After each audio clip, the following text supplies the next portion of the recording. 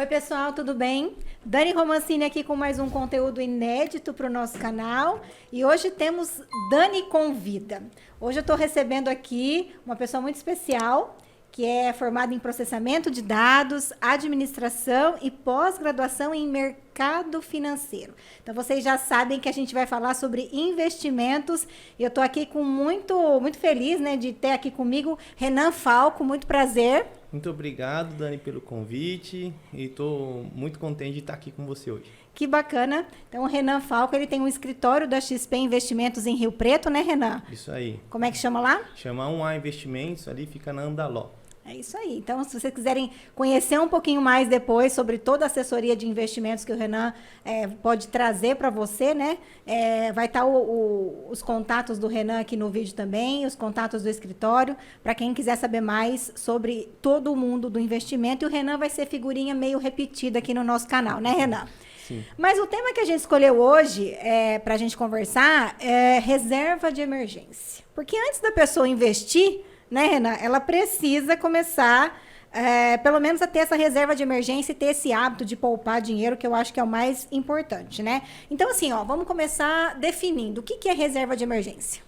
A reserva de emergência, Dani, nada mais é do que um colchão, uma poupança que a pessoa precisa fazer para situações, como o nome já diz, de emergência.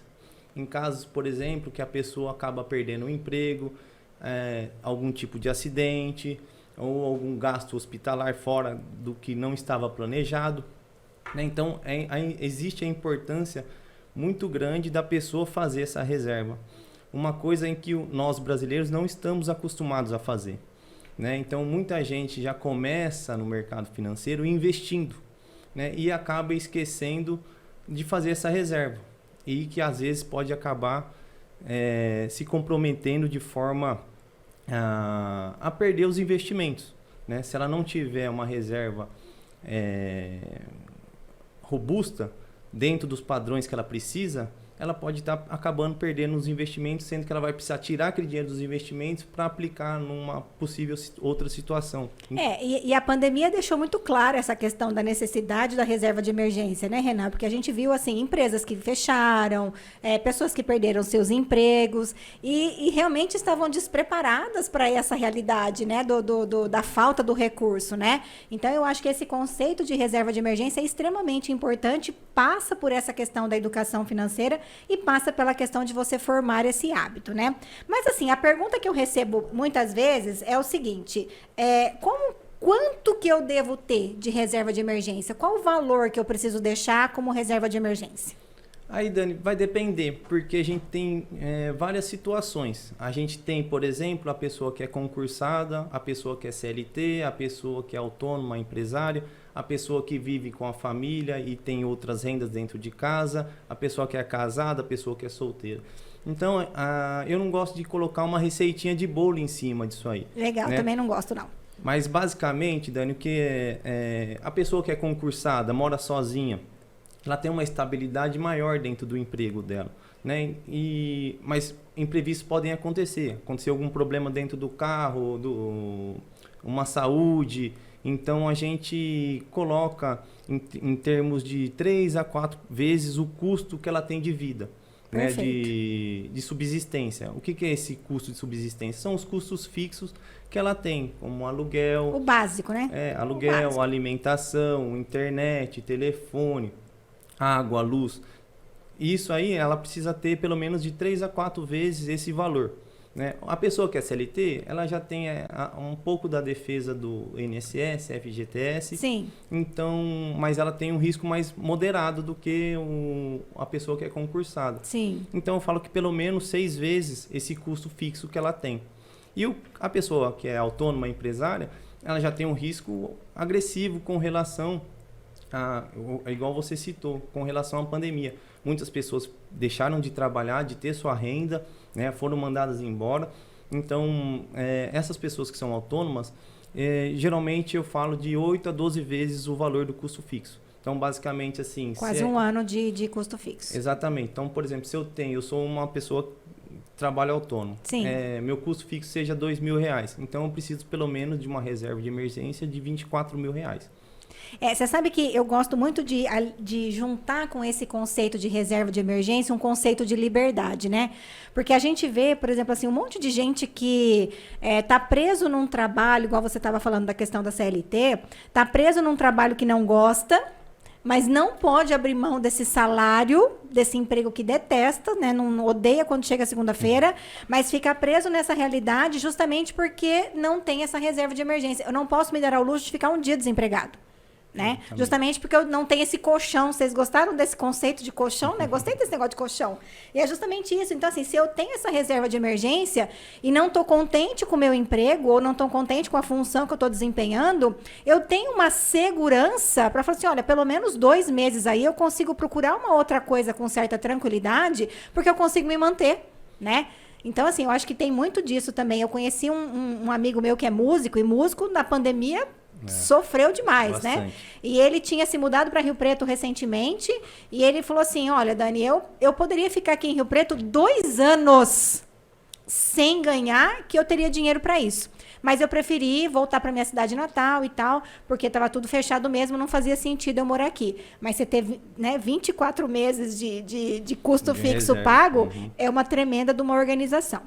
Bom, e agora, Renan, beleza, todo mundo se conscientizou da questão da importância, do conceito, de que realmente a gente precisa ter essa reserva de emergência. E por onde que a gente começa? Como é que a gente investe para ter uma reserva de emergência? A gente tem que levar em consideração alguns pontos, né? Então, a parte de custo de vida, o nível de empregabilidade da pessoa, a receita e custo. Ela precisa ser uma pessoa organizada, que é a nossa dificuldade, né? E a gente precisa conhecer as nossas receitas e os nossos custos. Para aí, então, a gente desenhar uma meta de investimento semanal, mensal, para a nossa reserva de emergência. Entendi. Né? Então, vamos separar, vamos fazer a planilhinha lá para a gente saber exatamente quais são os nossos custos e as nossas receitas, para então separar e montarmos uma meta para da construção da nossa reserva de emergência. Ô Renan, você acredita nessa questão, assim, eu até ouvi falar, assim, recentemente disso, né? E falo isso às vezes também para quem vai começar essa questão de guardar, de poupar, a questão do pague-se primeiro. Então, quando você recebe o seu salário, ou o seu prolabore, ou toda a entrada que você tiver no mês, primeiro você tirar o percentual para guardar e depois você viver com aquele recurso? Sim, eu sou a favor e, na verdade, eu quando sugiro para o pessoal montar a reserva de emergência, é colocar ela como se fosse um custo fixo mesmo da pessoa. Né? Então, você tem aluguel, tem água, luz e reserva de emergência. Tá? Então, você coloca dentro da sua planilhinha lá, reserva de emergência, para a gente sempre estar num andamento de construção desse... É porque, assim, muita gente fala assim, Dani, mas como é que eu vou começar a investir se nunca sobra? É que, assim, se a gente for esperar sobrar, para quem nunca começou a guardar, não vai sobrar nunca, né, Renan? Então, essa questão do pague-se primeiro é justamente isso. É para que você comece a ter o hábito de, pelo menos que seja 5%, 10% do que você ganha, imediatamente você conseguir guardar, né? Eu até lancei um desafio há um tempo atrás aí da reserva de emergência, justamente esse. Todo o dinheiro que entra, primeiro você retira esse valor e depois você se organiza para viver com o que sobra.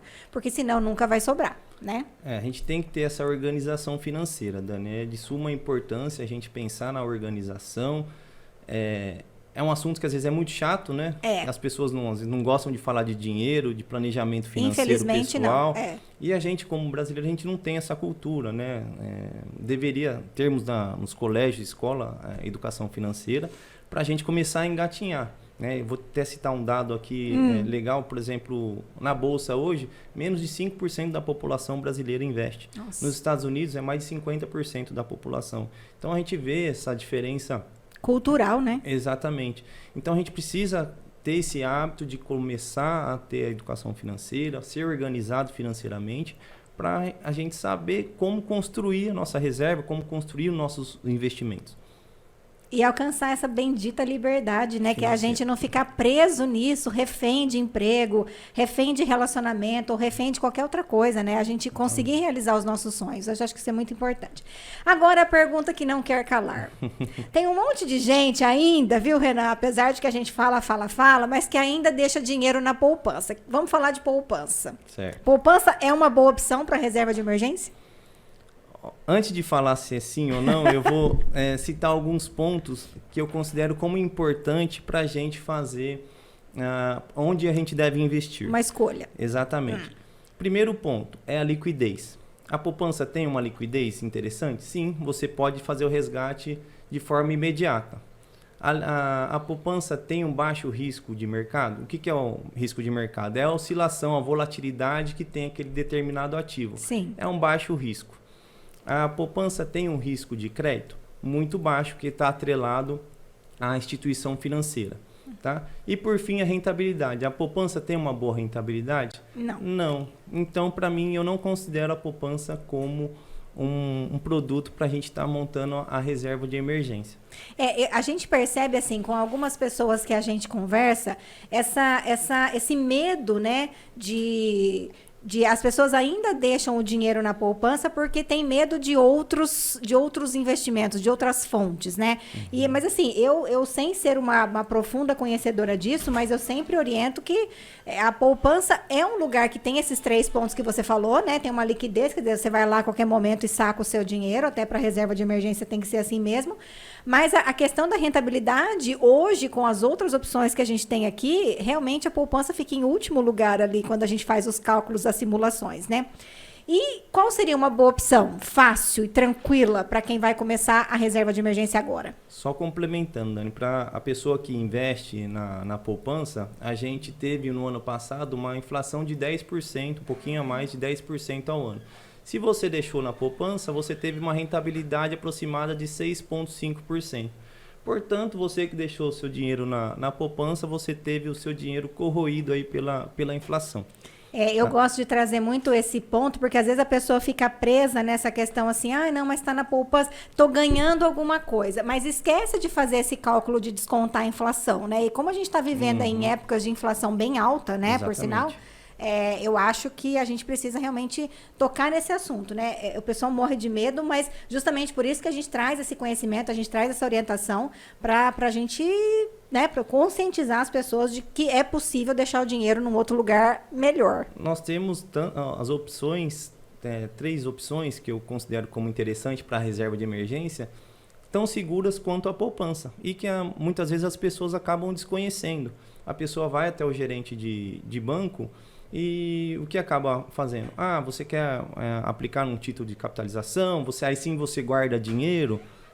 Título de capitalização não é investimento, tem que já deixar bem claro, hein, pessoal? Verdade, presta atenção. Título de capitalização, aquilo que o gerente do banco enfia em vocês quando vocês vão lá pedir alguma coisa, não é investimento. Não é investimento. Ou a pessoa que deixa o dinheiro na conta corrente ou aplica na própria poupança, a gente tem que levar em consideração sempre a inflação que nós estamos vivendo. Né? Então, você que está deixando seu dinheiro atualmente na poupança está sendo corroído pela corrupção, pela inflação. Está perdendo o poder de compra, né? Exatamente. Eu falo assim, o dinheiro fica lá, ele perde valor. Exatamente. Então, assim, com R$100 que lá atrás você comprava X coisas, hoje você já não está comprando mais as mesmas 10%, coisas. 10%, né? Se o seu R$100 hoje está valendo 90. Está valendo 90, então a gente perdeu R$10 no período, Exatamente. né? Então tem que fazer essa conta, porque assim, até então a gente estava numa época de inflação muito baixa, né? Eu acho que as pessoas até desaprenderam a lidar com essa realidade, mas hoje, pelo que a gente vem observando, a inflação veio para ficar, assim, né? Eu acho que num nível um pouco mais baixo, mas veio para ficar. Pelo menos no curto prazo, a tendência é se manter alta ainda. A gente está com inflação até nos Estados Unidos, gente. Como é que a gente não vai ter inflação aqui no Brasil, né? Ao redores aqui também, a Argentina vai bater 100% no final do ano, né? Então, é algo que a gente tem que se preocupar aqui também. Legal. E com relação aos produtos que você comentou, levando então em consideração liquidez, risco de mercado, risco de crédito e rentabilidade. Então eu selecionei 3 produtos aqui, Dani, para a gente começar a montar. O papel e caneta na mão, gente. Se vocês não pegaram o papel e caneta, para o vídeo agora, pega papel e caneta, que agora é a dica de milhões, tá? Assessor da XP, aqui com a dica de milhões para a gente começar. Vamos lá, O primeiro produto, que é o meu preferido, são os títulos públicos. Legal. Título público referenciado pós-fixado, tá? Então é aquele título que vai render 100% do CDI, tá? Qual é a liquidez dele? D+1. O que significa isso, Dani? Se eu pedir o resgate hoje, amanhã, no primeiro dia útil seguinte, eu tenho dinheiro na minha conta. Tá? Bacana. Então, ou seja, uma liquidez boa, né? De acesso imediato ao meu recurso. Qual é o risco de mercado? ele tem um baixíssimo risco de mercado, ele não sofre oscilações, tanto que ele tem a rentabilidade diária, né? Qual é o risco de crédito? O governo não te pagar. Então, atualmente, muito baixo disso acontecer. Isso. Tá? E, por fim, a rentabilidade. O CDI hoje está em torno de 13,65%. Essa seria a sua rentabilidade. Depois a gente teria que descontar os impostos. Mas, basicamente, a gente teria uma rentabilidade bruta praticamente duas vezes mais do que a poupança. Já é o dobro da poupança, com a mesma rentabilidade, com a liquidez, segurança. mesma segurança. Então, assim, já de cara já é melhor que a poupança. Exatamente. Já é o dobro. Aí, na segunda opção, nós temos os fundos, atrelado ao CDI, né, os fundos DI, que a gente chama. O que é importante? Fazer um ponto de exclamação aqui para o pessoal. É ter taxa de administração zero, Dani. Então, isso é bacana. A XP tem esse tipo de produto, assim como outras corretoras também têm esse tipo de produto. Então, quando você for buscar um fundo de investimento, tem que ser um fundo DI, conservador, que tenha taxa zero de administração. Por quê? Porque o fundo ele tem o come cotas do imposto de renda, né? Que acaba sendo em maio e novembro esse come cotas. Então, a importância de ter essa taxa de administração zero. Legal, isso é importante a gente ressaltar. E por fim, nós temos o CDB, que é o Certificado de Depósito Bancário, que são títulos emitidos por bancos. Então, só fazendo um parênteses, quando a gente compra um título público, a gente está emprestando nosso dinheiro para o governo. Quando a gente investe em fundos de investimento, a gente está investindo em produtos num conjunto, numa gama de produtos dentro desse fundo. Mas, basicamente, são títulos públicos também. Sim. Tá? Ou CDBs de grandes instituições.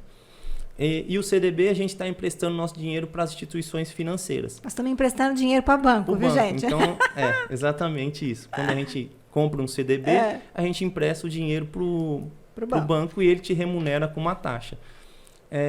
E quando você for, então, adquirir um CDB, você precisa, no mínimo, 100% do CDI. Certo. Tá? Então, o CDI é aquela taxa de 13,65, como eu expliquei. Então, no mínimo, a gente tem que buscar acima de 100% do CDI. Tá. Atualmente, a gente encontra 102%, 105% e, às vezes, até 110%. A XP lançou agora um produto de promoção, 112% do CDI, com liquidez diária. Bacana. Né? Então, são produtos que a gente precisa colocar na carteira, estudar, ver aquele que você se sente mais confortável, né? Então, atende a parte de liquidez, que é D0. Você pediu o resgate, cai no mesmo dia o dinheiro. Tem a segurança de uma instituição financeira por trás. Risco de mercado é baixo e a rentabilidade boa.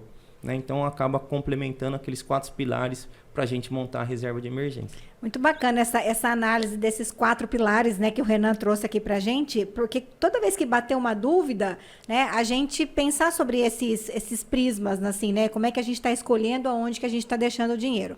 Porque, assim, muita gente ainda tem medo de tirar o dinheiro da poupança, né, por conta de, nossa, para onde que vai o dinheiro, né, nesses outros investimentos. Então, assim, tem toda essa questão da segurança mesmo, de ter por trás uma instituição financeira ou de ter por trás o próprio governo, né, quando a gente está falando de título público. Então, existe essa segurança e sem contar essa questão da rentabilidade que, né, a gente está falando justamente que se você está deixando seu dinheiro na poupança, eu bato muito nessa tecla, você está perdendo dinheiro nesse índice de inflação que pelo menos no curto prazo, a gente vai ser uma coisa meio que frequente aqui para a gente. O Renan, e as empresas também podem investir devem, né, ter reserva de emergência e também tem esses produtos que servem para PJ também. Podem e devem, né, investir. Para você ter uma ideia, no ano passado, o dinheiro parado na poupança foi em torno de R$1 trilhão. Né? Então, a gente tem a remuneração do caixa da empresa é muito importante. Não deixar aquele caixa parado sem rentabilizar.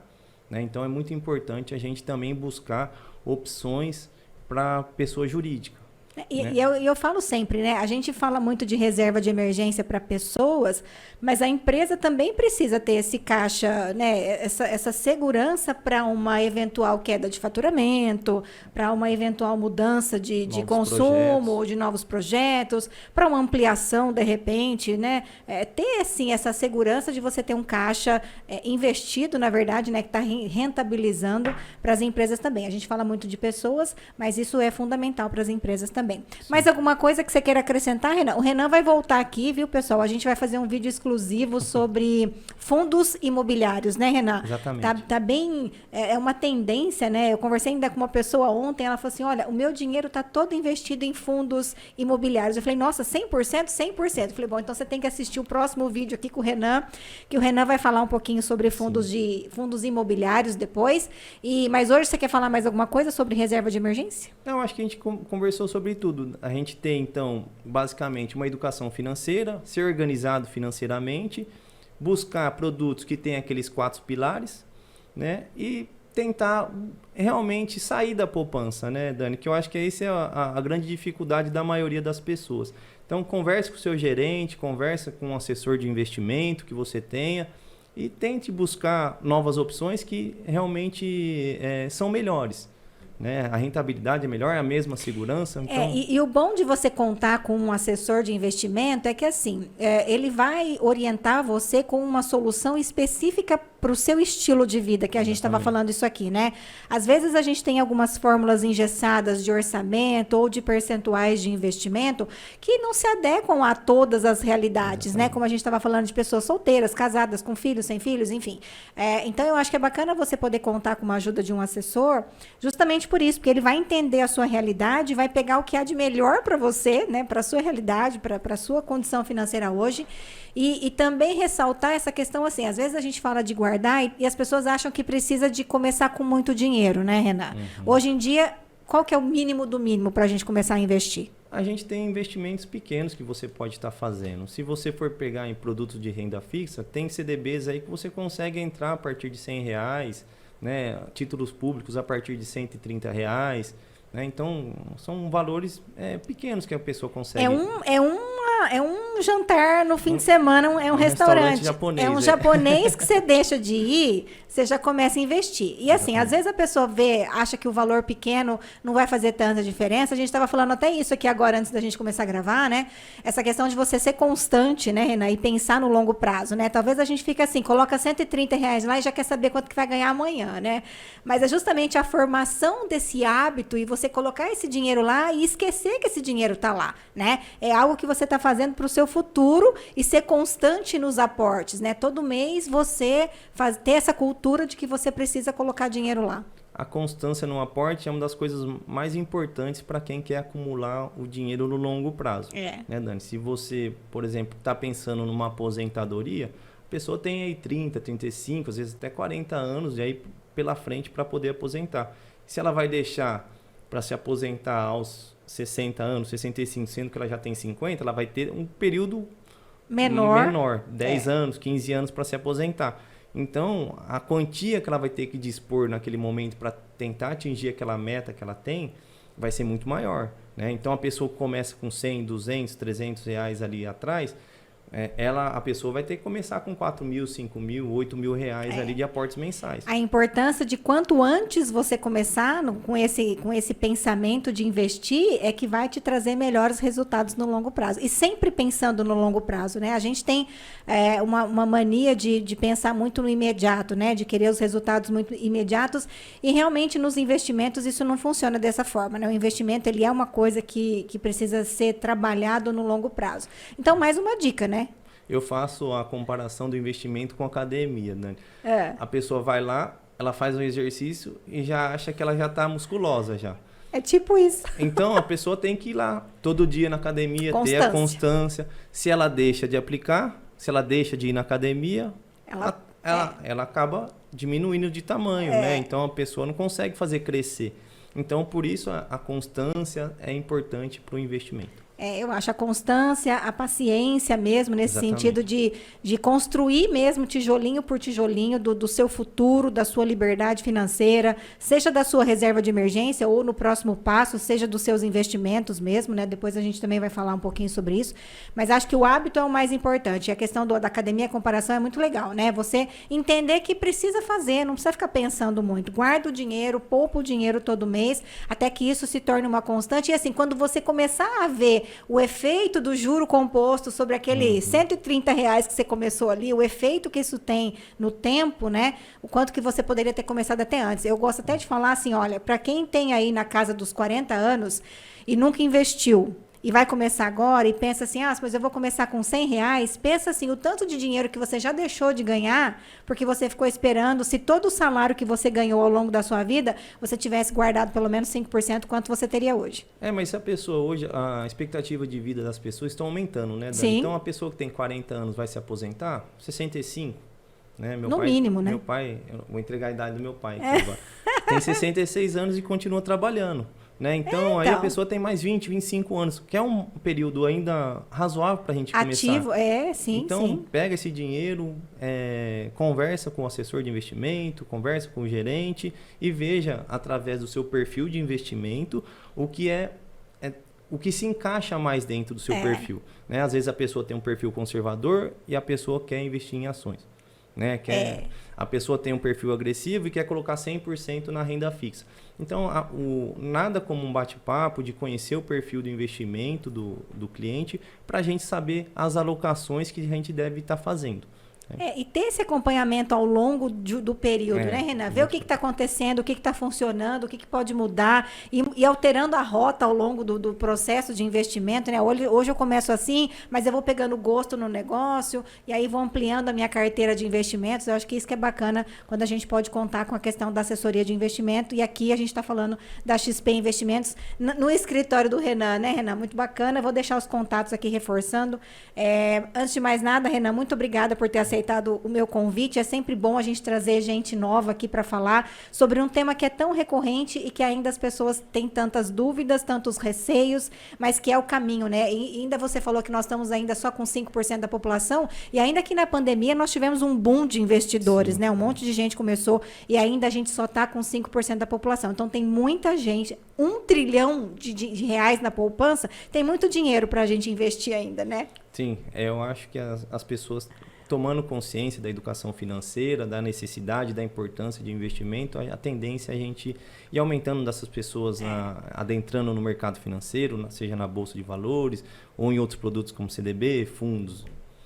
E você citou um ponto bem interessante, a mudança de rota às vezes. Por isso a necessidade de uma assessoria de investimento. Não, sem dúvida. Porque a economia, ela sofre uma constância de mutações, né? Hoje a gente viveu pandemia, temos guerra na Ucrânia, um possível conflito entre China e Taiwan que acaba impactando o mundo todo. Por isso a necessidade de a gente ter alguém assessorando a gente por trás, porque a XP tem um corpo robusto e consegue trazer informações do mercado nacional e internacional de forma diária para todos os assessores, para todos os escritórios. É isso que eu falo, para quem vai começar é extremamente importante, porque talvez a pessoa vai começar e não tem esse tempo também de ficar estudando, né, o que está acontecendo lá fora, que diretamente impacta nessa questão do mercado financeiro, né? Então, mais um ponto aí para você que está começando e ainda se sente inseguro e não tem tempo, mas está com dinheirinho ali e quer mudar esse hábito, contar de fato com a questão da assessoria.